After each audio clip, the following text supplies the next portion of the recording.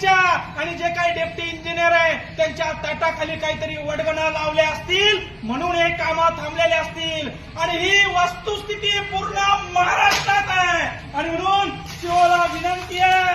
हे इस्टिमेट आहे जलजीवन मिशनचं 1,80,00,000 इस्टिमेट आहे. 4 वर्ष झाले काम चालू आहे. 4 वर्ष झाले तुम्ही भ्रष्टाचार केलाय. 4 वर्ष झाले तुम्ही महिलांना आमच्या प्यायला पाणी या ठिकाणी दिलं आणि म्हणून देवराई पायगा गावाच्या महिलांच्या वतीनं सीओला या ठिकाणी आम्ही निवेदन देण्यासाठी आलोय की लवकर आमचं जलजीवनचं काम सुरू करा.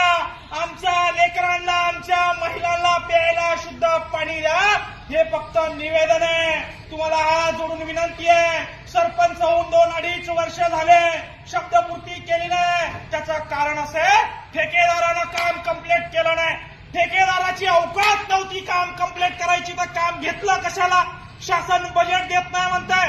मुख्यमंत्री लाडक्या बहिणीला डोक्यावर पाणी आणायला लावतोय आणि म्हणून महिलांच्या वतीनं एक विनंती घेऊन विकास मीना जे सीओ आहे जिल्हा परिषदचे IAS अधिकारी त्यांना विनंती करण्यासाठी आलोय की पूर्ण महाराष्ट्राची वस्तुस्थिती जी आहे पूर्ण संभाजीनगर जिल्ह्याची वस्तुस्थिती आहे पूर्ण